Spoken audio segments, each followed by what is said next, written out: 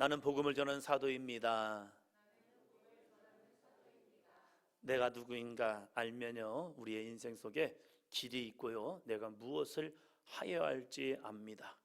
나는 복음을 전하는 사도입니다. 그래서 우리는 이 땅 가운데 참된 빛이 되시고 능력 되시고 구원자 되시는 예수님을 전하는 사도 되시기를 바랍니다. 두 번째입니다.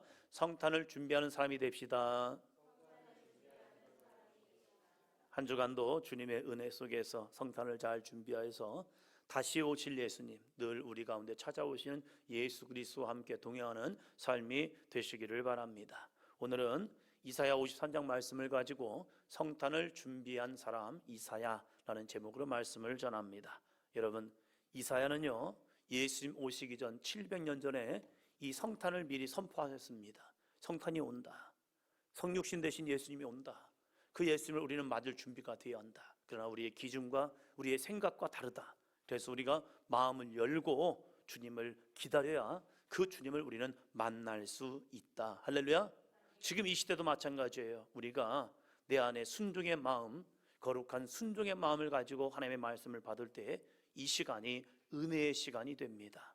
이 시간이 하나님을 기뻐하시는 온전한 예배자의 삶이 됩니다. 사랑하는 성도 여러분, 성탄을 준비한 이 이사야처럼 우리들의 신앙이 늘 주님 맞을 준비, 주님을 맞을 거룩한 신부의 준비가 되기를 주의 이름으로 축원합니다.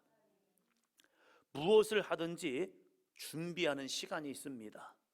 준비하는 시간에 준비하지 못하면요, 정작 결정적인 시간에 아무것도 할 수 없습니다.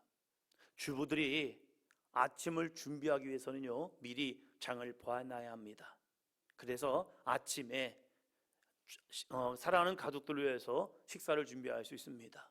아무것도 준비하지 않으면요, 그 아침에 먹을 게 없어요. 그래서 다 같이 굶어야 합니다.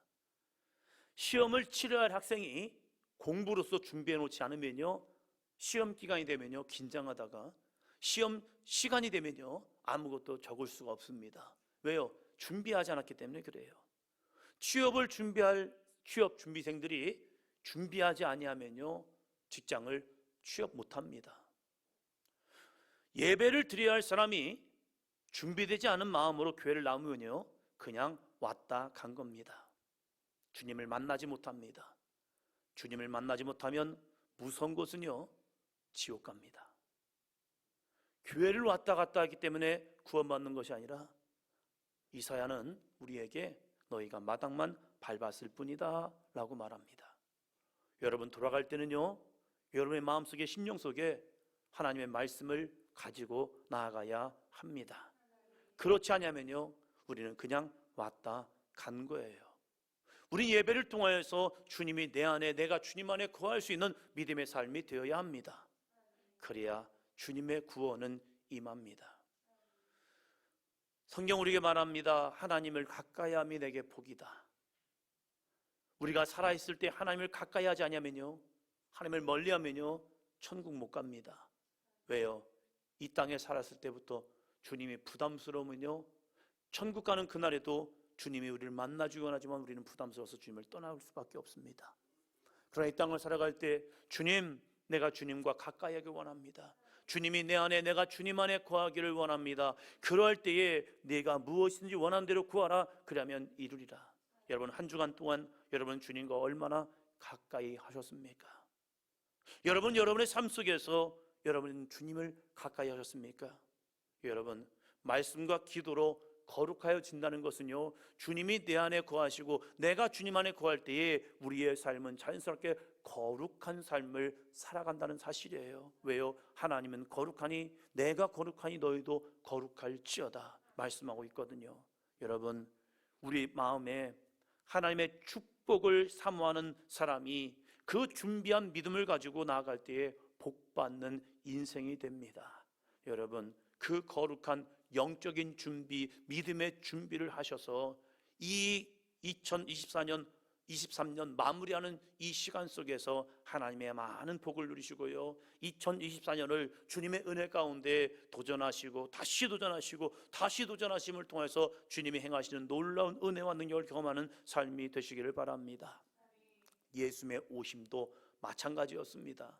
예수님의 성육신 사건은요, 어느 날 갑자기 짠 하고 오신 게 아니에요. 예수님의 오심은요, 구약 성경에서부터 미리 우리에게 예언하셨습니다. 특별히 창세기 3장 15절에서는요 이렇게 우리에게 전합니다. 창세기 3장 15절, 내가 너로 여자와 원수가 되게 하고 내 후손도 여자의 후손과 원수가 되게 하리니 여자의 후손은 내 머리를 상하게 할 것이요 너는 그의 발꿈치를 상하게 할 것이니라 하시고, 여자의 후손은 내 머리를 상하게 할 것이다. 즉 너의 머리를 밟아버릴 것이다. 누가요? 여자의 후손, 예수 그리스도께서 이 땅에 오셔서 사단 마귀를 멸하시고 그의 머리를 밟겠다고 말씀하고 있습니다. 특별히 이 이사야는요 누구보다도 예수님의 오심에 대해서 상세하게 우리에게 예언하고 있습니다. 이사야는 예수님의 오심을 선포함으로 성탄을 준비한 사람입니다. 우리도 하나님을 향한 믿음이 준비되어야 하나님을 만날 수 있고 하나님의 복을 받을 수 있습니다.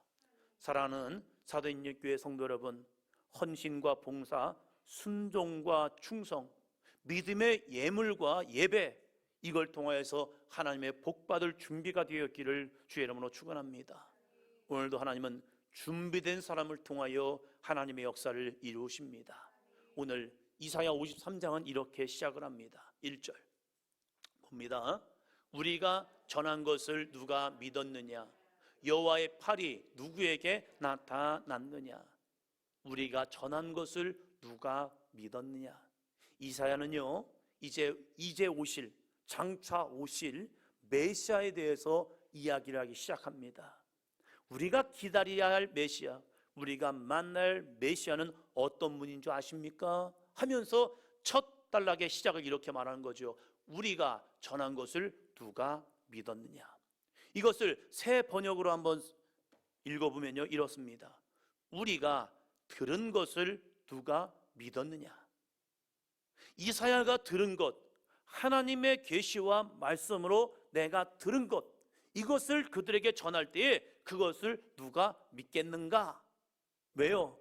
우리가 생각한 것, 우리가 바라는 것, 우리가 꿈꾸는 메시아와 장차 오실 메시아는 달랐기 때문입니다. 하나님의 말씀은 이성으로 판단하면 믿어지지 않습니다. 여러분, 창세기 1장 1절 태초에 하나님이 천지를 창조하시니라, 이걸 이성으로 이해됩니까? 우리의 머리로서, 경험으로서 이해가 됩니까? 우리의 지식으로 이해됩니까? 아니에요. 성경은요 이해하는 것보다 더 중요한 것은요, 성경은 믿음으로 받는 겁니다. 할렐루야. 그 언약의 말씀을 내가 믿음으로 받는 순간요, 그 말씀은 내 안에서 역사가 나타납니다. 때로는 말도 안 되는 사건들이 있습니다. 그래서 하나님의 말씀은 믿음으로 받을 때 그것이 내 안에 능력이 돼요. 그래서 이 이사야는 말해요. 여호와의 팔이 누구에게 나타났느냐? 즉 하나님의 말씀을 믿음으로 받을 때 구원의 역사는 우리에게 나타난다. 할렐루야. 이 말씀하고 있는 거예요. 우리가 하나님의 말씀을 믿으면 그의 영광을 보게 됩니다. 2022년도 교회 표였죠. 내가 믿으면 하나님의 영광을 보리라. 내가 믿으면, 네가 믿으면 하나님의 영광을 보리라. 썩어서 냄새가 나는 나사로, 그러나 하나님의 말씀, 주 예수 그리스도의 말씀을 네가 믿으면 하나님의 영광은 나타나. 그래서 현실을 바라보지 말고 믿음을 바라보라. 할렐루야. 우리가 만날 메시아도 마찬가지입니다. 이사야는 BC 700년경 남유다의 죄와 심판, 멸망을 선포합니다. 이러한 말씀을 들으면 사람들이 회개하는 건 당연한 겁니다. 설교를 들을 때 내 마음에 찔림이 되고 내 마음에 거북함이 일어나고, 그리고 왜 나한테 이러지? 나에게 왜 저러지? 라고 마음이 들어올 때에 그 말씀을 붙들고 우리는 회개해야 합니다. 그러나 이스라엘 백성들은요 원망하고 그리고 절망하였습니다. 왜요? 심판이 온다고 하니까요. 그 속에 하나님을 향한 믿음을 잃어버렸기 때문입니다. 자신들은 하나님의 백성입니다 라고 말하고 있지만 어느 순간에 하나님을 잃어버린 하나님의 백성이 되니까 하나님의 말씀이 선포될 때 그것이 그들에게 부딪힘이 되었고, 그것이 그들에게 거부감이 되었고, 그러면서 늘 하는 것이, 하나님 왜 우리 가지고 그러세요? 왜 우리에게 심판의 말씀을 얘기하세요? 그만 좀 지적하세요. 듣기 싫어요 하면서 선지자들이요 때로는 죽이었어요. 왜요? 듣기 싫다고. 그런데 이사야는요 하나님께서 말씀하신 죄와 심판, 멸망만을 선포하는 게 아니에요. 그 가운데 하나님의 말씀을 듣는 남은 자들이 있었다는 거예요. 사랑하는 성도 여러분, 우리 사도행전 교회가 여러분의 삶이 이 땅 가운데 하나님의 말씀을 씨름하면서 남은 자가 되기를 주의 이름으로 축원합니다. 그 남은 자를 구원하실 메시아가 오시겠답니다. 그런데 그 메시아는 어떻게 오시느냐? 이렇게 오시겠다는 거예요. 이사야 7장 14절입니다. 그러므로 주께서 친히 징조를 너희에게 주실 것이라. 보라, 처녀가 잉태하여 아들을 낳을 것이요 그의 이름을 임마누엘이라 하리라. 임마누엘. 여러분, 세상에서 처녀가 잉태하여 아들을 낳으면요, 자녀를 낳으면요, 그를 미혼모라고 합니다. 사람들은 묻습니다. 누구 아이야? 누구 아이야? 누구 아이야? 그런데 이사야는요, 장차 오실 메시아에 대해서 말씀을 선포하면서 주께서 친히 뭘 보여줘요? 징조를 너에게 보여줄 것이다. 있을 수 없는 일이에요. 처녀가 잉태하여 아들을 낳는다는 것은요, 있을 수 없는 일이에요. 그런데 그 일이 메시아의 징조라는 거예요. 어떻게 그분이 메시아가 됩니까? 그분은요, 다른 것이 아니라 임마누엘이래요. 임마누엘이 뭐죠? 하나님이 우리와 함께 계시다. 마리아야, 걱정하지 마. 이 너에게 잉태된 것은 성령이 친히 네 가운데 임하는 사건이야. 할렐루야. 그게 임마누엘이라는 거예요. 인간의 몸을 통하여 이 땅에 오시는 것이 아니라 하나님께서 친히 그냥 마리아에게 임마누엘 하시고요, 그 마리아를 통해서 이 땅 가운데 임마누엘 하시겠다는 겁니다. 할렐루야. 그 임마누엘의 주님이 저와 여러분에게 함께 하시기를 주의 이름으로 축원합니다. 밖에 있는 것이 아니라 내 안에 임마누엘이요, 세상 가운데 있는 것이 아니라 우리 가운데 임하시는 임마누엘이요, 우리 가정 가운데 임마누엘 하여 주셔서 주님의 거룩한 구원 역사가 저와 여러분의 가정 속에, 삶 속에 있기를 주의 이름으로 축원합니다. 그 임마누엘 역사가 여러분의 직장 가운데, 여러분의 사업장 가운데 있기를 주의 이름으로 축원합니다. 그 임마누엘 역사가 우리 춘천 땅에 있기를 주의 이름으로 축원합니다. 그래서 하나님의 구원과 하나님의 능력이 이 땅 가운데 임하기를 주의 이름으로 축원합니다.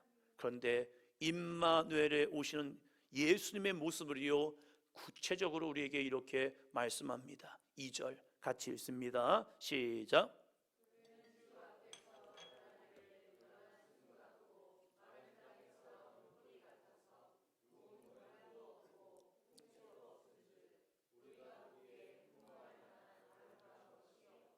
아멘. 나를 좀 구원할 사람, 내가 힘들 때, 어려울 때, 내가 고난 가운데 있을 때, 내가 아픔 가운데 있을 때, 내가 질병 가운데 있을 때 우리가 꿈꾸는 나를 구원할 사람, 내가 지금 병들어서 아픈데 나를 고쳐줄 사람, 이 사람을 찾기 위해서 우리는 명의를 찾죠.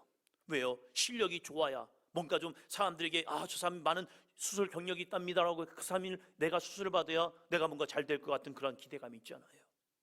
내 문제를 좀 해결해 줄 수 있는 사람, 내 아픔을 좀 치유해 줄 사람, 내 경제적인 어려움을 좀 구원해 줄 사람, 그러면 우리는 힘이 있고 능력이 있고 뛰어나고 그리고 또 외모도 멋진 그러한 사람을 꿈꾸고 있습니다. 그래서 이 세상에서 영화를 만들 때는요, 예수님을 너무나도 멋있는 분으로 표현하고 있습니다. 그러나 이사야가 전하고 있는 메시아의 모습, 구원자의 모습은요, 그렇지 않다는 거예요.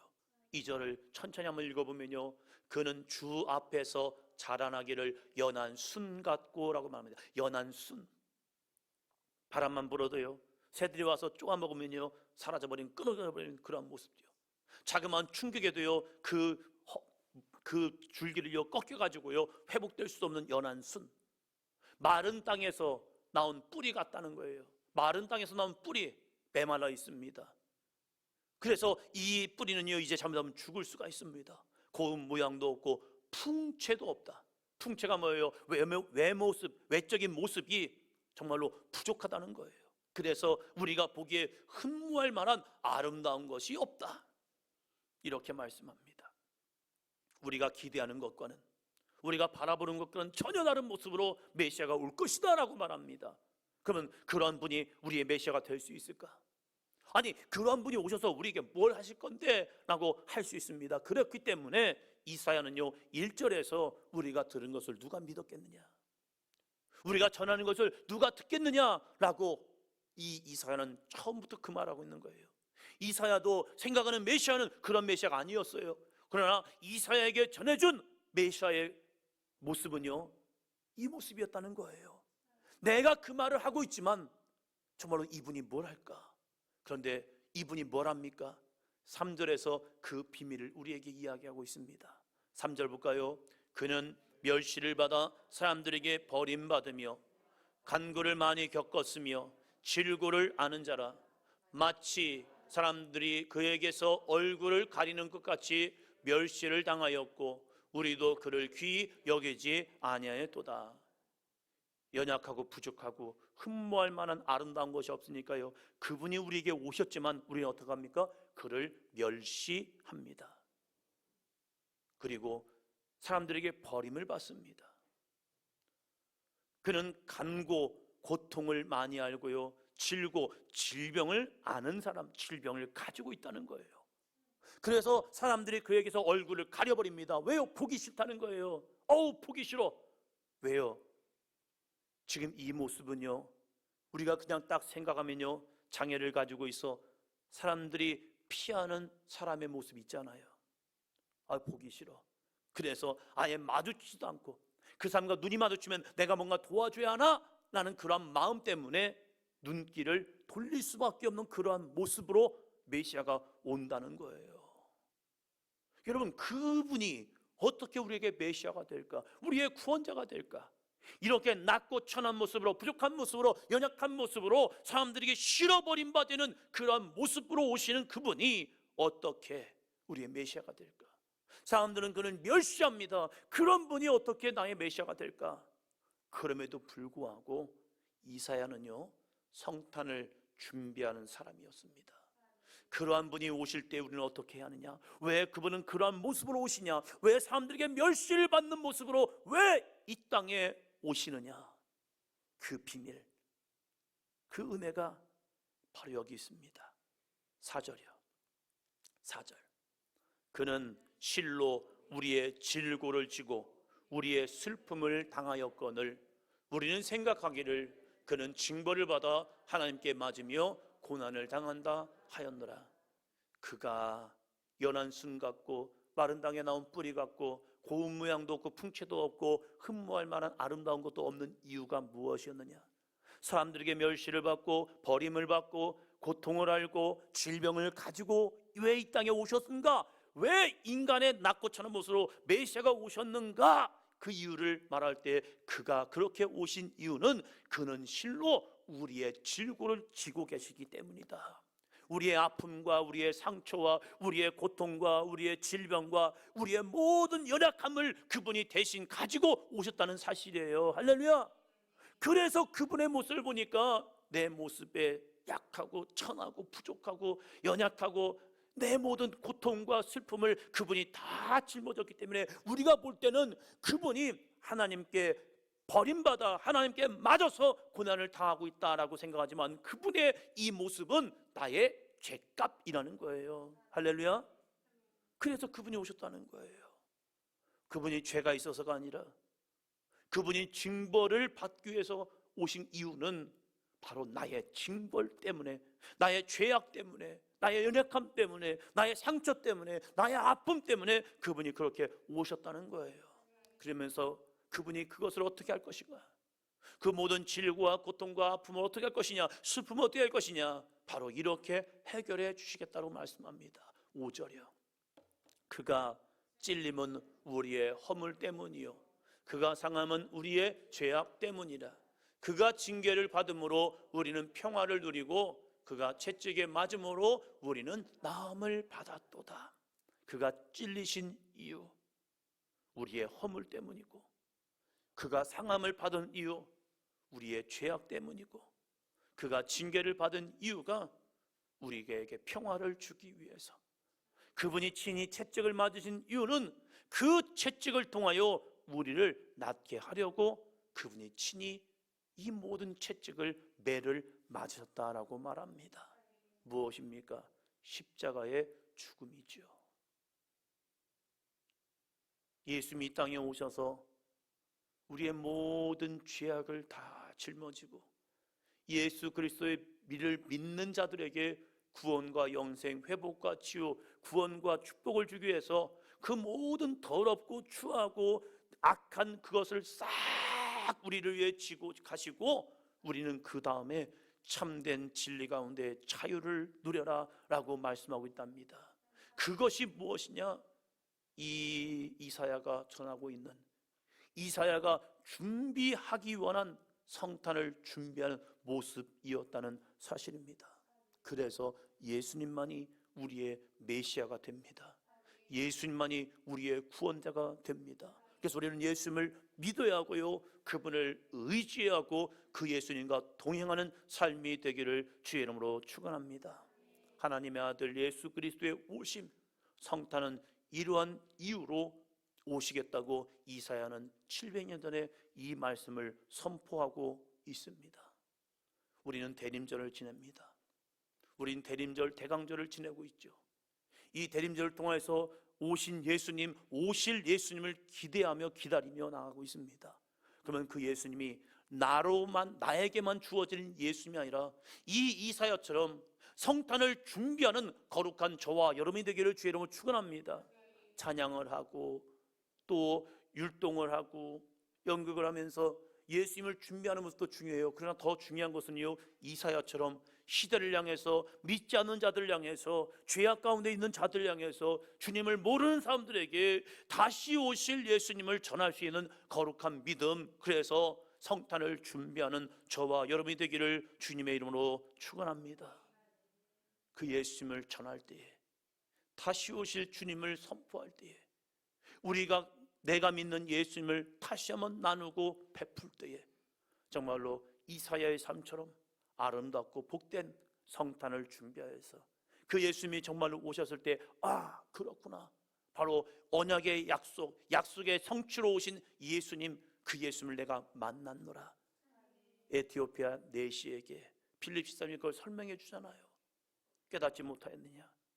설명해 준 적 없기 때문에 나는 깨닫지 못하였노라. 그런데 그 에티오피아 내시아에게 필립 집사님이 그 예수님의 거룩한 사역을 이사야의 말씀을 통해서 설명해 줄 때에 그가 그것을 믿고, 아, 그렇구나, 그럼 내가 지금 세례를 받을 수 있겠느냐? 세례를 줄 수 있다 하면서 그에게 세례를 통하여서 정말로 그가 믿음의 사람이 되어 에티오피아를 변화시키는 아름다운 축복의 통로가 되지요. 이 성탄을 준비하는 대림절, 이 기간 동안 정말로 다시 오실 예수님을 전하는 저와 여러분이 되기를 주의 이름으로 축원합니다.